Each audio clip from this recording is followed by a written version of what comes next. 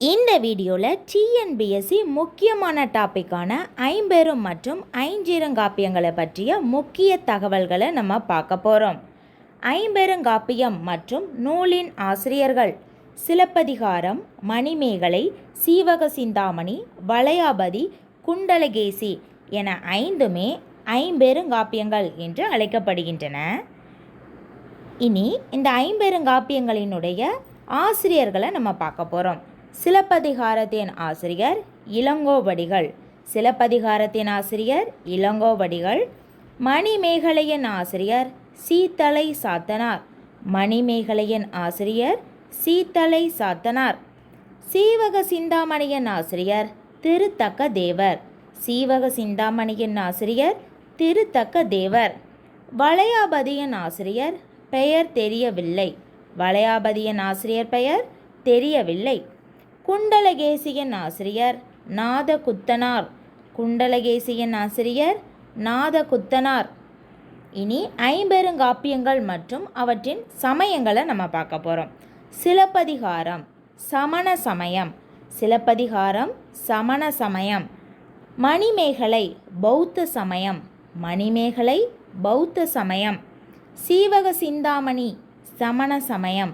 சீவக சிந்தாமணி சமண சமயம். வளையாபதி சமண சமயம். வளையாபதி சமண சமயம். குண்டலகேசி பௌத்த சமயம். இதில் 2 பௌத்த சமய நூல்கள் வருது. மணிமேகலையும் குண்டலகேசியும் பௌத்த சமய நூல்களாகும். மீதி 3, அதாவது சிலப்பதிகாரம், சீவக சிந்தாமணி, வளையாபதி, இந்த 3 காப்பியங்களும் சமண சமயத்தை சேர்ந்த காப்பியங்களாகும். இனி ஐஞ்சிறுகாப்பியங்களை பற்றி நம்ம பார்க்க போகிறோம்.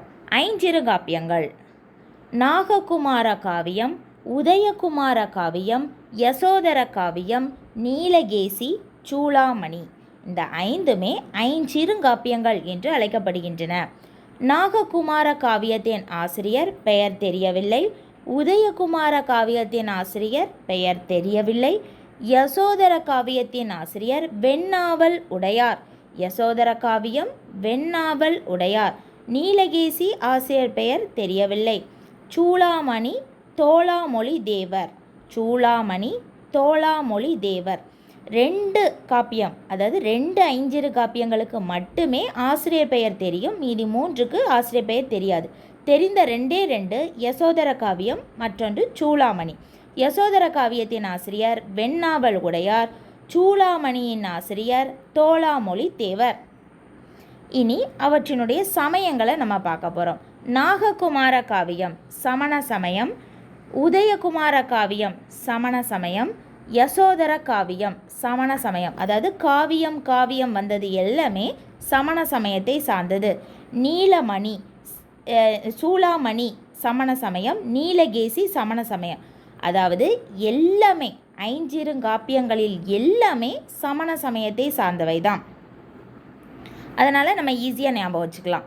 நாககுமார காவியம், உதயகுமார காவியம், யசோதர காவியம், நீலகேசி, சூளாமணி என இந்த 5 ஐஞ்சிறு காப்பியங்களினுடைய சமயமும் சமண சமயம்தான். அவ்வளோதான்.